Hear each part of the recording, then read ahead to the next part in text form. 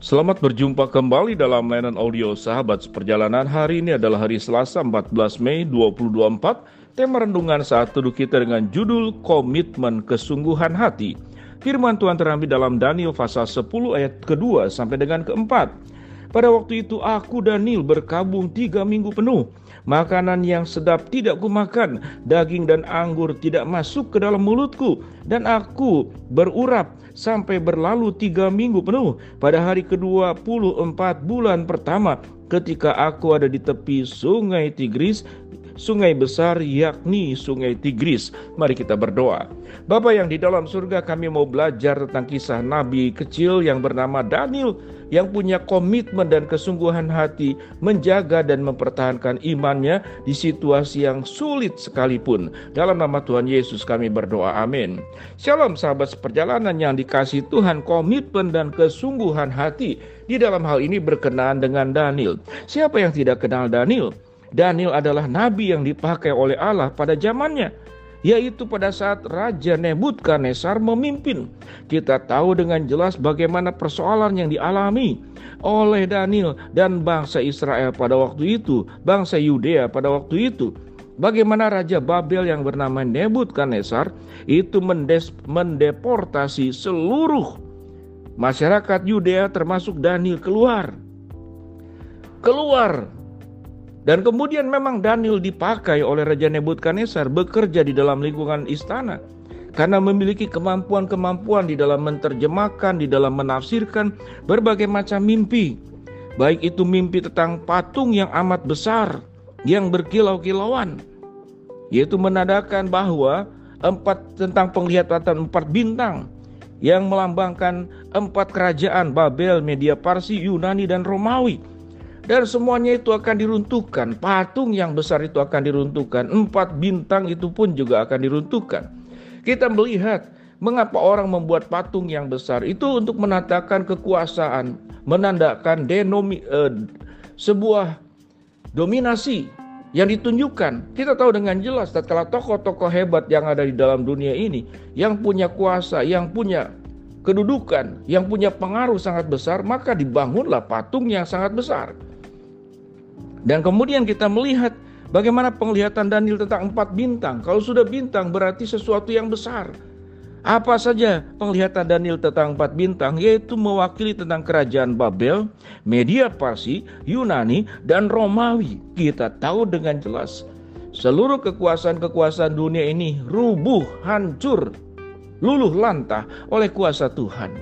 Di tengah-tengah sebuah tekanan penderitaan yang luar biasa, seseorang itu akan diuji apakah dia punya komitmen, apakah dia punya kesungguhan hati, apakah dia punya kesetiaan. Dideportasi. Seseorang tatkala mengalami tekanan maka cenderung kemudian bekerja sama dengan penguasa. Lalu penguasa menerima asal mau berkhianat, asal mau tidak setia, lalu kemudian setia kepada penguasa yang baru. Pengkhianatan tersebut bukankah itu terjadi di zaman peperangan, di zaman penjajahan kita? Tatkala kita dijajah oleh negara-negara Eropa, dari Belanda, Jepang, Inggris, ada banyak pahlawan, tapi ada banyak juga pengkhianat. Mereka hidup, tinggal, lahir di Indonesia, tapi berkhianat kepada bangsa dan negara sendiri. Bukankah itu kita pelajari di dalam sejarah Indonesia yang kita pelajari dari semenjak kita ada di bangku sekolah? Kita melihat bagaimana Daniel pun mengalami tekanan. Dikatakan di sini Daniel dilempar ke gua singa pada zaman Raja Darius. Bagaimana kemudian Belshazzar, anak daripada Nebukadnezar, menyalahgunakan barang-barang dari bait suci. Seluruh persoalan ini membuat Daniel itu sedih. Daniel tidak berpikir bagaimana menyelamatkan dirinya. Daniel tidak berpikir bagaimana kemudian mencari keamanan dan kenyamanan buat dirinya sendiri. Tetapi Daniel berpikir bagaimana tetap bisa menjaga imannya. Bagaimana jangan sampai kemudian dia itu tidak setia kepada Tuhan. Jangan berubah hati, jangan berubah haluan, jangan berubah fokus. Sehingga Daniel lubang singa lapar pun tidak menjadi masalah buat dirinya. Daniel mengalami sebuah ketakutan bukan karena ancaman, bukan karena kematian, tapi ketakutannya kalau dia tidak bisa menjaga imannya. Sehingga firman Tuhan berkata, pada waktu itu aku Daniel berkabung 3 minggu penuh. Mengapa Daniel berkabung? Apakah Daniel meratapi nasibnya? Tidak. Daniel berkabung 3 minggu penuh karena meratapi tekanan-tekanan yang luar biasa. Dan kemudian bagaimana menjaga imannya. Jangan sampai menyimpang, jangan sampai meninggalkan Tuhan. Daniel tahu dengan jelas siapa Tuhan yang dipercaya oleh dia, yaitu Allah Abraham, Ishak dan Yakub, Allah yang disembah oleh dia. Dalam kitab Daniel kita bertemu juga dalam semua perjanjian lama, dari nabi-nabi kecil, nabi-nabi besar. Semuanya mengacu kepada raja yang sesungguhnya, Mesias yang sesungguhnya, yang akan datang, terlahir dari seorang perempuan. Dan dia akan menjadi raja yang kekal, penasehat yang ajaib, Allah yang perkasa, Bapa yang kekal, Raja damai. Fokus Daniel bukan kesusahan hidupnya, tetapi fokus Daniel bagaimana dia punya komitmen dan kesungguhan hati mengikut Tuhan, tidak menyangkal Tuhan, tidak meninggalkan Tuhan di dalam kondisi sesulit apapun. Sehingga di dalam menjaga imannya tersebut dikatakan, aku Daniel berkabung 3 minggu penuh. Makanan yang sedap tidak kumakan, daging dan anggur tidak masuk ke dalam mulutku. Dan aku tidak berurap sampai berlalu 3 minggu penuh. Pada hari ke-24 bulan pertama ketika aku ada di tepi sungai besar, yaitu sungai Tigris. Sahabat perjalanan, apakah komitmen dan kesungguhan hati kita seperti Daniel? Atau kita menjadi orang-orang yang sangat mudah menjual iman? Sangat mudah kemudian tidak setia kepada Tuhan? Seluruh kebaikan, kesetiaan, berkat Allah yang kita dapatkan semenjak kita terlahir sampai saat ini, kita sangat mudah melupakannya. Lalu karena ada tekanan kecil, ada problem hidup sedikit, mungkin juga besar, lalu kita meninggalkan Tuhan. Sementara Tuhan kita percaya, yang kita percaya adalah Tuhan yang setia, Tuhan yang berkomitmen, dan Tuhan yang punya kesungguhan hati di dalam mencintai dan mengasihi kita. Pertanyaan itu dikembalikan kepada setiap sahabat seperjalanan.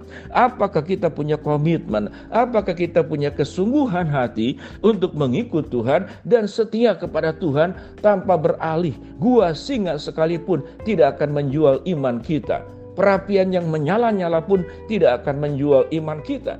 Diancam untuk dipenjara, dibunuh dengan berbagai macam cara pembunuhan di zaman itu yang mengerikan. Itu pun tidak akan menggugurkan iman kita. Rasanya untuk zaman dan dunia saat sekarang yang aman tidaklah terjadi sebuah hukuman-hukuman barbar yang terjadi di masa terdahulu. Sebuah pencurian kecil saja harus lewat sidang yang panjang, harus punya saksi, harus punya bukti.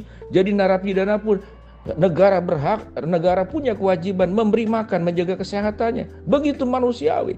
Tetapi di zaman terdahulu tidak demikian. Berat menghadapi semuanya itu. Tetapi Daniel tidak menjual imannya. Pertanyaannya, apakah ada kesetiaan di antara kita untuk mengikut Tuhan? Minimal. Setiap sahabat perjalanan punya waktu ibadah seminggu sekali. Apakah bolos? Adakah kita kemudian bersaat teduh tidak lupa? Atau kita bersaat teduh dan berdoa pada saat kita mengalami kesulitan? Setelah Tuhan menolong kita, kita meninggalkan Tuhan.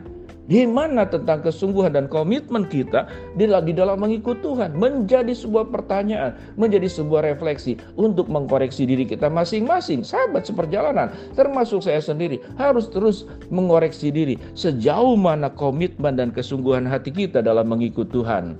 Mari kita berdoa.